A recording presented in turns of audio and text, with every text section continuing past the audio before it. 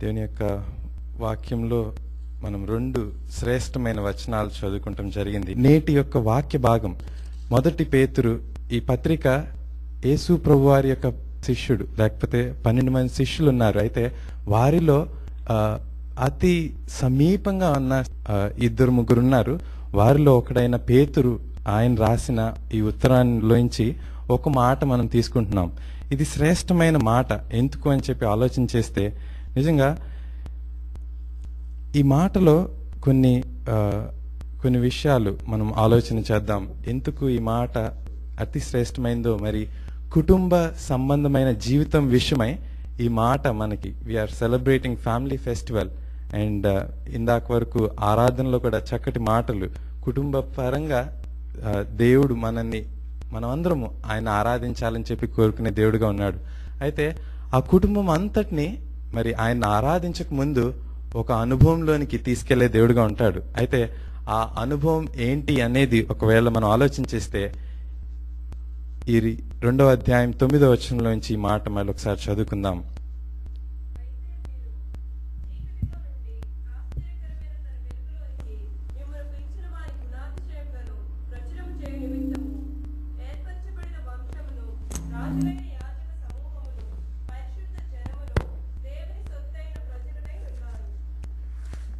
చాలండి. నిజంగా ఈ వాక్యంలోంచి 4 మాటలు మనం నేటి కొరకు ధ్యానం చేద్దాం. మొట్టమొదటిది చీకటిలో నుండి ఆశ్చర్యకరమైన వెలుగులోనికి, 2 మాటలు అయింది. 3వ మాట ఏర్పరచబడిన వంశమును, ఇంకా పరిశుద్ధ జనమును అని చెప్పి అక్కడ రెడ్ మార్క్లో మనకి కనిపిస్తూ ఉన్నాయి. నిజంగా ఈ 4 మాటలు మనం ధ్యానించి త్వరితంగా మనం ముగించుకోవడానికి ప్రయత్నం చేద్దాం. మరి చీకటిలో నుండి ఆశ్చర్యకరమైన వెలుగులోనికి, మనకి ఈ లోకంలో వెలుగుని గురించి, లేక if you have to talk about light, science tells us so much of information about light. It talks about the various types of light, or 3 kinds of light. If we go to the next slide, there are 3 kinds of light. One is a visible, or a light that we can see.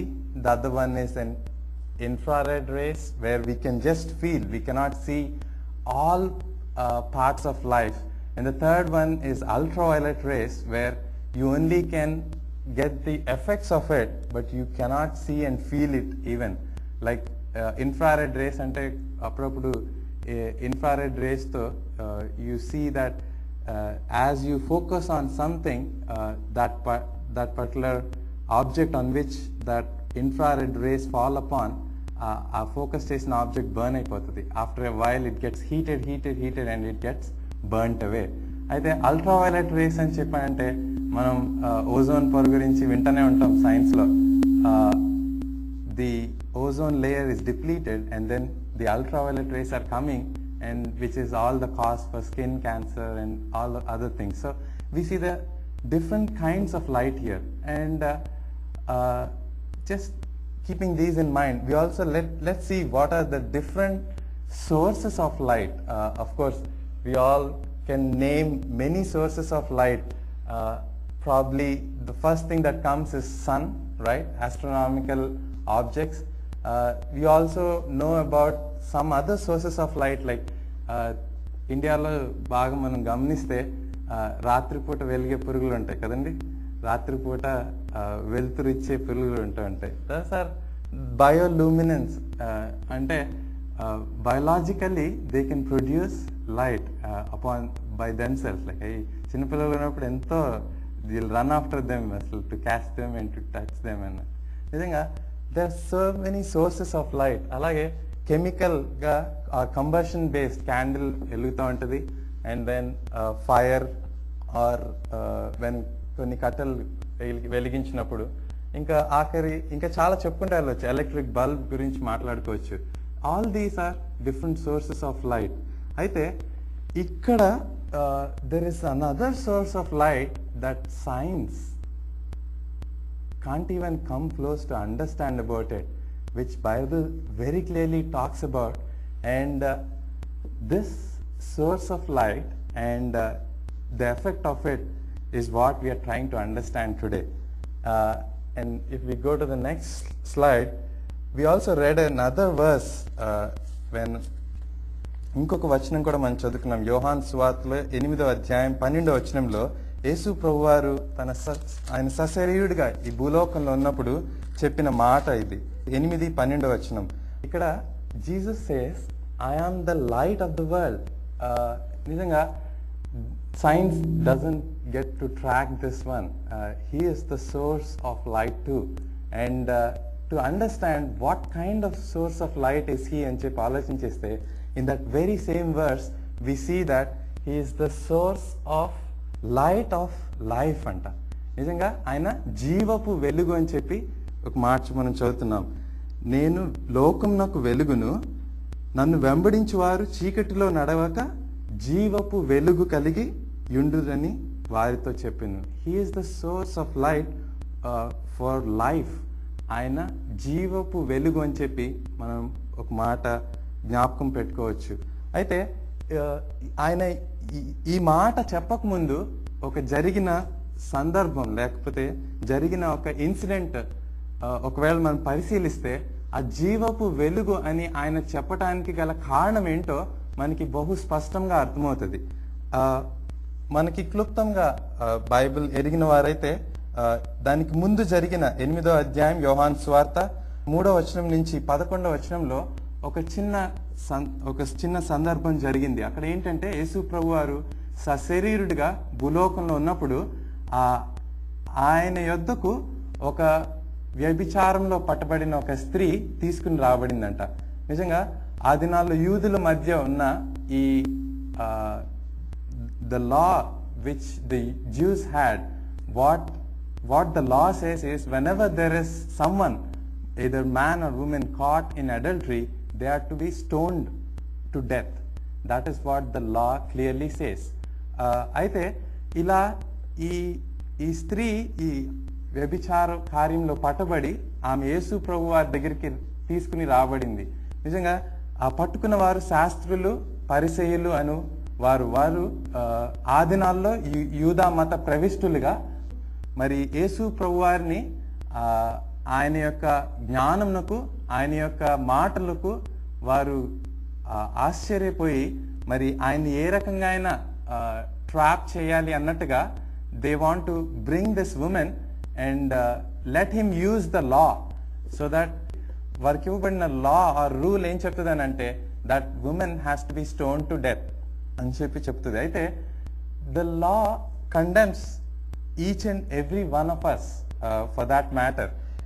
అయితే తదనంతరం జరిగిన సంగతి ఏంటంటే, ఎప్పుడైతే ఆమె తీసుకుని వచ్చి మధ్యలో నిలవబెట్టబడి యేసు ప్రభువారు యొద్ద మరి మీరేం చెప్తారు అని శాస్త్రులు, పరిసయ్యులు యేసు ప్రభువారిని ప్రశ్నించినప్పుడు ఆయన ఏమీ మాట్లాడక భూమి మీద వంగి ఏదో రాయిచుండెను అని చెప్పి చదువుతాం మనం.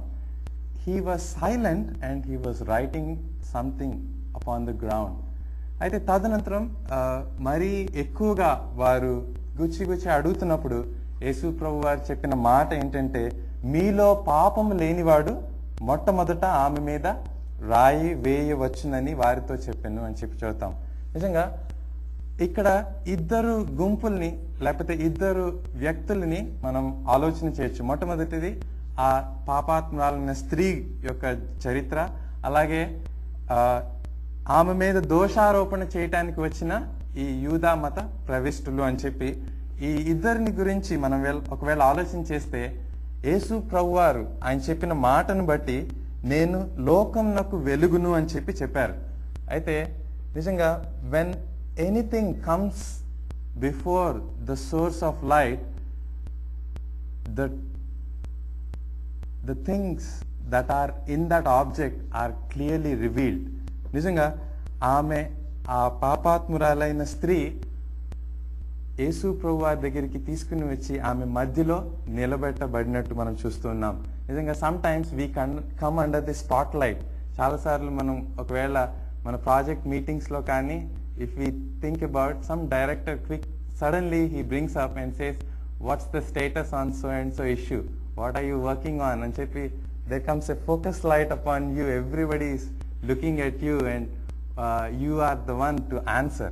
నిజంగా అదే రకమైన పరిస్థితి మరి ఈ స్త్రీకి మరి అటువంటి పరిస్థితిలో తాను ఉన్నట్టుగా మనం అర్థం చేసుకోవచ్చు. She came under the light of Jesus Christ and her sin is being exposed and she is just standing there. But if we just imagine that the light was just focusing on her, she was under the spotlight. She is supposed to be ఆమెను గురించి ఒక judgement యేసు ప్రభు వారు pass చేయాలని చెప్పి వారు వేచి ఉంటున్నారు.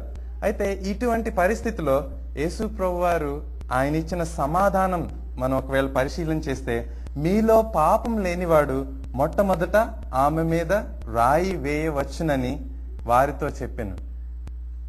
నిజంగా ఈ మాట మనం పరిశీలన చేస్తే, the light which was focusing upon that woman that drifted upon towards the people that were accusing her.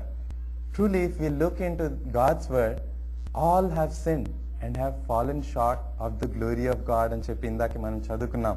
నిజంగా ఏ భేదమును లేదు, అందరూ పాపం చేసి దేవుడు అనుగ్రహించి మహిమను పొందలేకపోవచ్చున్నారని చెప్పి మనం చదువుకున్నాం.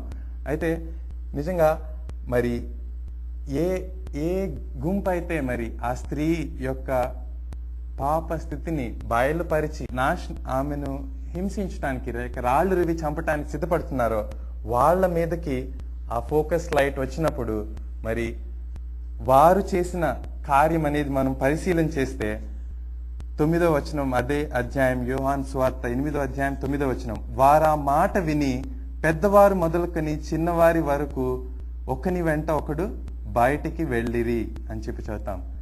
నిజంగా మనం ఒకవేళ పరిశీలన చేస్తే, when the focus light came upon the group which were trying to accuse the woman, we see that they dispersed away. చాలా పర్యాయాలు మనం ఇది పరిశీలన చేస్తే, అర్ధరాత్రి పూట ఒక్కసారి మనం వెళ్ళి కిచెన్ లైట్లో ఆన్ చేస్తే అక్కడున్న కాక్రోచెస్ అన్నీ పరిగెత్తుకుంటూ వెళ్ళిపోతూ ఉంటాయి. Literally they cannot come into the light and stay in the light. They run away. అటువంటి పరిస్థితినే మనం ఈ సందర్భంలో చూస్తున్నాం. The light of Jesus Christ was falling upon these group of people who were accusing the women. But when they were exposed, they ran into the darkness. నిజంగా ఈ వచనమే యేసు ప్రభు వారు తన యొక్క మాటల్లో ఒకసారి ఆయన చెప్పిన సందర్భం జ్ఞాపకం చేసుకుంటే, యోహాను సువార్త 3వ అధ్యాయం 19వ వచనం చదువుతున్నాం. యోహాను సువార్త 3వ అధ్యాయం 19వ వచనం చదువుదాం.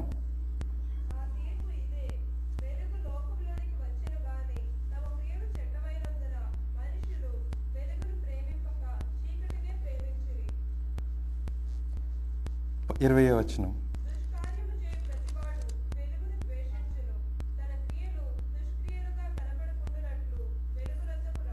చాలండి. నిజంగా దేవుని యొక్క వాక్యపు వెలుగు ఎప్పుడైతే మన జీవితాలపై ప్రకాశిస్తుందో, మనలో ఉన్న ఆంతర్య పరిస్థితి అంతా అది బాహ్య దేవుని దృష్టికి అది మనకి కూడా కనబడే రకంగా బయలుపరచబడుతుంది అని చెప్పి ఈ సందర్భం ద్వారా, ఈ మాటల ద్వారా మనం అర్థం చేసుకోవచ్చు. There is no light that can pierce into the heart of man. Every light can pass through, probably it might fall upon us, and probably the x-rays might pass through our body, but there is no light that can open out our heart and show to ourselves the state of our lives, and that is only the light of Jesus Christ. And just as we see here, the two groups, the women and the group of accusers, they all came under the light of Jesus Christ, and you see two kinds of responses there. And if we interestingly observe, ఆ తర్వాత వచనంలో 8వ అధ్యాయం 10వ వచనం చదువుదాం. యోహాను సువార్త 8వ అధ్యాయం 10వ వచనం.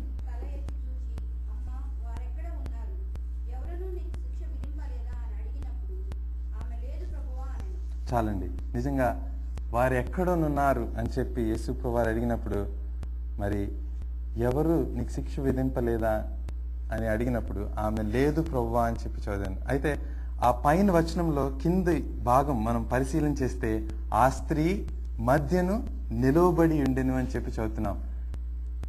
If you really look at this situation here, ఆ స్త్రీ ఆ దేవుని యొక్క వాక్యపు వెలుగుకు ఆమె ఇతరుల వలె పారిపోయింది కాక, ఆ వాక్యపు వెలుగుకు, ఆ ప్రభువారి యొక్క వెలుగుకు ఆమె ఇంకా మధ్యలో నిలిచి ఉండిన పరిస్థితి మనం చూస్తూ ఉన్నాం. నిజంగా తదనంతరం మనం పరిశీలిస్తే 11వ వచనం, లేదు ప్రభువా నేను, అందుకు యేసు, నేనును నీకు శిక్ష విధింపను, నీవు వెళ్ళి ఇక పాపము చేయకుమని ఆమెతో చెప్పాను. నిజంగా ఆయన యేసు ప్రభువారి యొక్క మాటలు మనం పరిశీలన చేస్తే నేనును నీకు శిక్ష విధింపను అని చెప్పి చదువుతున్నాం. నిజంగా ఆయన యొక్క చరిత్ర ఒకవేళ ఆలోచన చేస్తే ఏ పాపము ఆయన చేయలేదు, ఆయన నోట ఏ కపటమును లేదు అని చెప్పి చదువుతున్నాం. He is worthy to punish and to judge and to throw stone at her and kill her, but he says నేనును నీకు శిక్ష విధింపను అని చెప్పి చదువుతున్నాం. మరి యేసు ప్రభు వారి యొక్క చరిత్రలో ఈ లోకంలో అన్ని కోణాల నుంచి పరిశీలింపబడి ఆయన జీవిత చరిత్ర, మరి ఎవరు ఆయనలో పాపముందని స్థాపింపలేరు అన్నట్టుగా ఆయన ఈ లోకానికి సవాలు విస్తున్న ఒక ప్రశ్న మనం చదువుతాం. అదే 8వ అధ్యాయం 46వ వచనం మనం చదివితే, నా యందు పాపమున్నదని మీలో ఎవడు స్థాపించును అని చెప్పి ఆయన ఈ లోకానికి సవాలు విసిరిన వాక్యం కూడా మనం చదువుతాం. నిజంగా there's no one who can find sin in Jesus Christ. He's born holy and he lived a holy life and he was the holy sacrifice. ఆయన పరిశుద్ధమైన యాగంగా నీ నా పాపముల నిమిత్తమై ఆయన సిలువలో మరణించిన ఆ ప్రభువారి యొక్క చరిత్ర మనం గమనించవలసిన వారిగా ఉంటున్నాం. మరి అట్టి ప్రభు ఆయన చెప్పిన మాట, నేనును నీకు శిక్ష విధింపను. And all that the woman did was she continued to stay in the light of Jesus Christ, in the light of God's word. Many a times people come and listen God's word and then they go back again. But as we let the light of God's word come into our lives, we'll really read another verse which confirms us what happens to us. నిజంగా మలాకి గ్రంథం 4వ అధ్యాయం 4వ వచనం మనం చదివితే ఆయనకి ఇంకొక పేరు, మనం యేసు ప్రభు వారికి ఇంకొక పేరు ప్రవచన పూర్వకంగా యేసు ప్రభు వారు రాక మునిపే చెప్పబడిన ఈ మాట మనం చదువుదాం. మలాకి 4వ అధ్యాయం 3వ వచనం.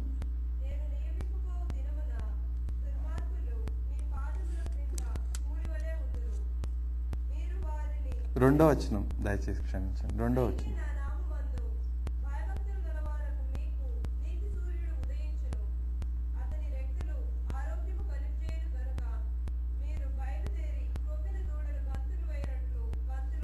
చాలండి. నిజంగా ఆయనకు ఇంకొక పేరు మనం ఇక్కడ చదువుతున్నాం. ఆయన పేరు నీతి సూర్యుడు.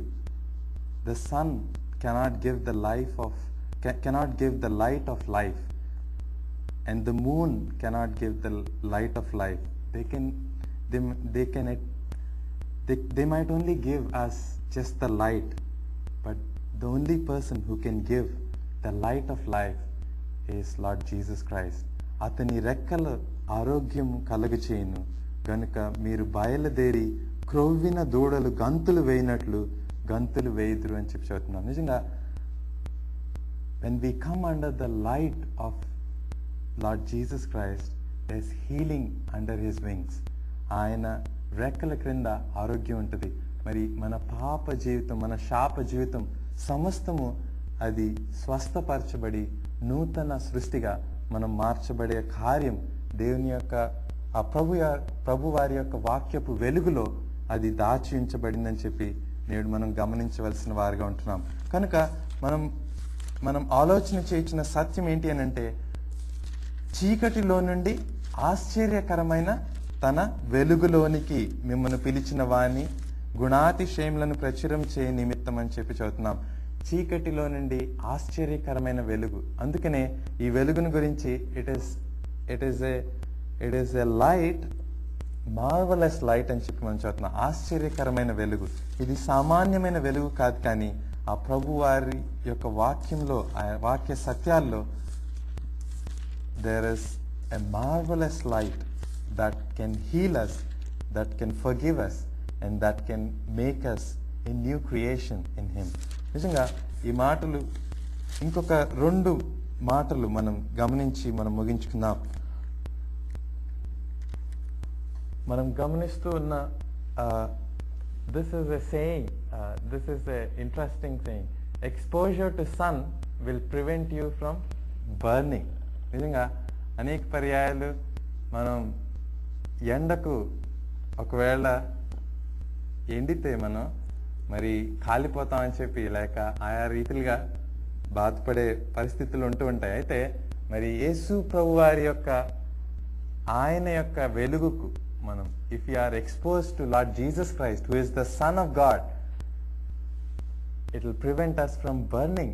There is an eternal burning that everyone who doesn't get exposed to the Son or Lord Jesus Christ or his race is going to head towards an eternal burning.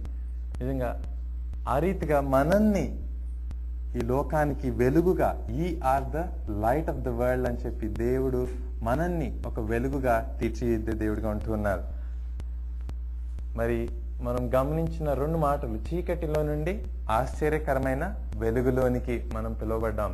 అయితే మనం ఏర్పరచబడిన వంశము, రెండవది పరిశుద్ధ జనము అని చెప్పి ఈ 2 పదాలు గమనించి మనం ముగించుకుందాం.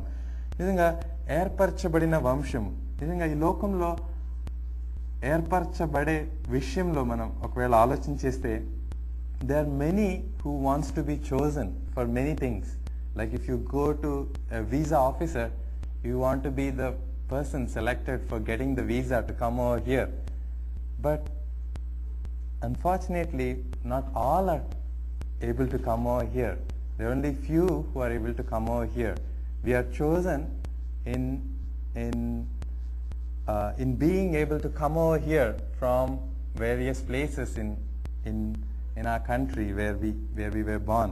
నిజంగా అలాగే దేవుని యొక్క వాక్యంలో మనం పరిశీలన చేస్తే, ఆయన ఏర్పరచుకునే బిడల గురించి మనం ఒకవేళ పరిశీలన చేస్తే, he's the one who has chosen us to hear God's word and to respond to it. ఆయన దేవుని యొక్క వాక్య సత్యాల్ని వినటానికి ఆయన మనల్ని ఏర్పరచుకున్నారు. మరి వినుటే కాక విని వాటి ప్రకారంగా నడుచుకుంటూ ఆ వాక్యంచే, ఆ వాక్యపు వెలుగుచే నూతన సృష్టిగా మార్చబడటానికి మనం ఏర్పరచబడి ఉన్నాం. మరి ఈ వాక్యం మరి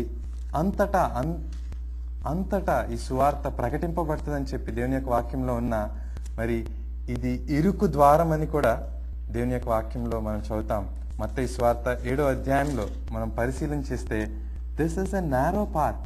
మరి అందరూ ఏర్పరచబడినారా, లేక అందరూ ఆ ప్రభు యొక్క ప్రేమకు, ఆ వాక్యపు వెలుగుకు వారు స్పందించి తమ జీవితాలు మరి స్వస్థపరచబడటానికి అప్పగించుకుంటున్నారా అని చెప్పి ఆలోచన చేస్తే, నిజంగా వెడల్పు మార్గం ఒకటి, ఇరుకు మార్గం ఒకటి అని చెప్పి మనం చూస్తున్నాం. నాశనమునకు పోవు ద్వారం వెడల్పును, మత్తయి సువార్త 7వ అధ్యాయం 13వ వచనం, ఇరుకు ద్వారంన ప్రవేశించుడి, నాశనమునకు పోవు ద్వారం వెడల్పును, ఆ దారి విశాలమునై ఉన్నది, దాని ద్వారా ప్రవేశించువారు అనేకులు, జీవమునకు పోవు ద్వారం ఇరుకును, ఆ దారి సంకుచితమునై ఉన్నది, దానిని కనుగొనివారు కొందరే అని చెప్పి చదువుతున్నాం. నిజంగా జీవము, ఇందాక మనం చదువుకున్నాం, జీవపు వెలుగు అన్న మాట ప్రభువారి నుంచి మనం పొందుచున్న వెలుగు ఎటువంటిది అనంటే, అది జీవపు వెలుగుగా మనం పొందుతున్నాం. అయితే ఆ జీవపు వెలుగు ద్వారా మనం జీవాన్ని పొందుకునే వారిగా ఉంటున్నాం.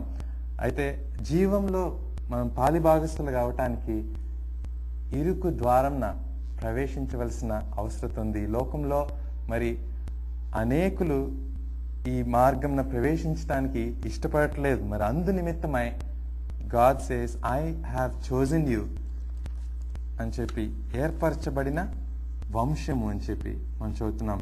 When we receive the blessings of being chosen and being the children of God, we pass it on to our generation by making them grow in God's word, by making them hear God's word.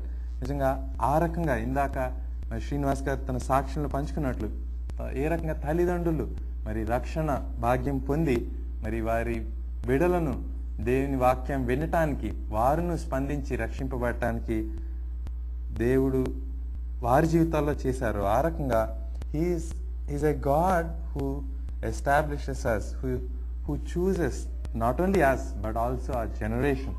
ఏర్పరచబడిన వంశముగా మనల్ని తీర్చిదిద్దే దేవుడిగా ఉంటున్నాడు. మరి ఆఖరిగా పరిశుద్ధ జనము అని చెప్పి మనం చదువుతున్నాం. నిజంగా దీని యొక్క వాక్యాధారంగా మనం పరిశీలన చేస్తే ఈ లోకంలో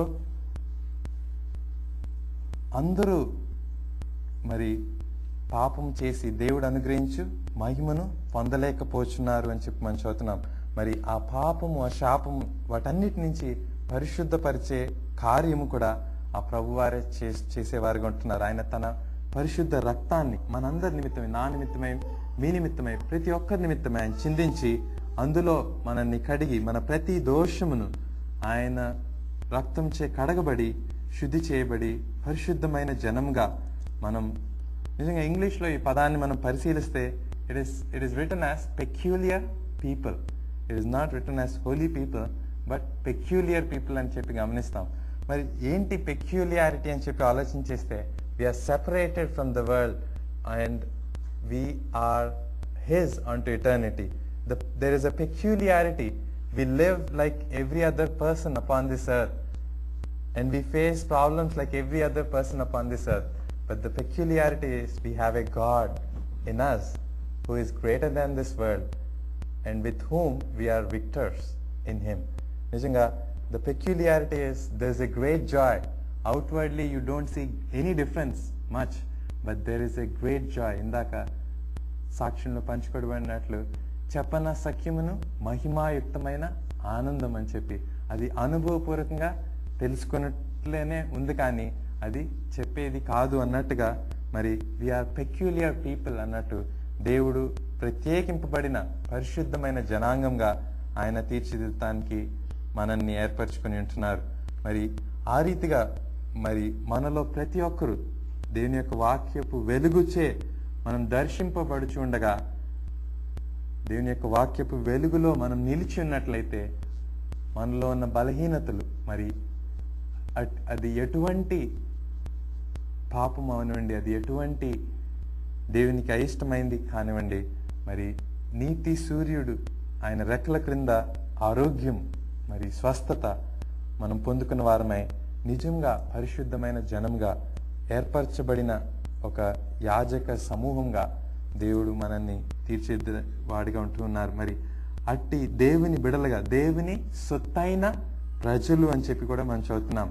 వి are his on to eternity. ఆయన ట్రెజర్డ్ పీపుల్, దేవుని సొత్తైన ప్రజలుగా మనం చేయబడుచున్నామని చెప్పి ఈ వాక్యం ద్వారా మనం అర్థం చేసుకున్నాం. ఆ రీతిగా మనలో ప్రతి ఒక్కరూ దేవునికి సొత్తైన వారుగా, how great it is for God to call you and me as he is mine.